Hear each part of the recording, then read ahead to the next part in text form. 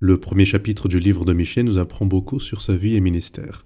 La parole de l'Éternel fut adressée à Michée de Morécheth au temps de Jotham, d'Akaz, d'Ézéchias, roi de Juda, prophétie sur Samarie et Jérusalem.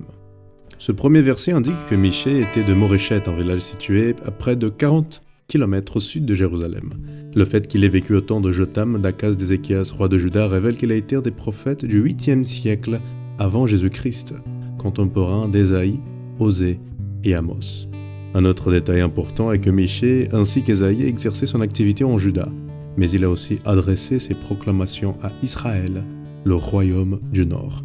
Au premier chapitre, il adresse une dure réprimande contre l'idolâtrie qui s'était infiltrée au centre de la culture juive. Au verset 5, il déclare « Et tout cela à cause du crime de Jacob, à cause des péchés de la maison d'Israël. Quel est le crime de Jacob? N'est-ce pas Samarie? Quels sont les hauts lieux de Juda? N'est-ce pas Jérusalem ?» Les hauts lieux se réfèrent aux endroits utilisés pour la pratique de l'adoration des dieux païens. Dans ces lieux, c'était habituel le sacrifice d'enfants et la pratique d'orgies sexuelles.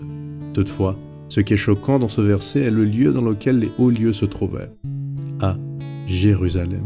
Jérusalem était le centre religieux d'Israël, le temple sacré y était présent, représentant la présence de Dieu. Michée indique le danger de l'approximation entre le sacré et le profane dans le même espace. La religion était en train de perdre son identité. Le peuple était au bord de l'effondrement. En nos jours, l'alerte de Michée est toujours valable. Les églises ont besoin de lever plus haut ces murs contre le sécularisme qui s'infiltre lentement dans le cœur de la religion contemporaine. Tandis que l'Église essaye de convertir le monde est en train de convertir l'Église. Il devient de plus en plus difficile de distinguer le sacré du profane dans la religion. Les musiques, les vêtements, le comportement, le style de vie des chrétiens devient de plus en plus semblable à celui des mondains. Le christianisme est en danger. Par conséquent, ça vaut la peine de se rappeler de la maxime « Au cœur de la mer, il n'y a pas de problème tant que l'eau soit à l'extérieur du bateau. Ce dernier coule lorsque celle-ci commence à y rentrer. »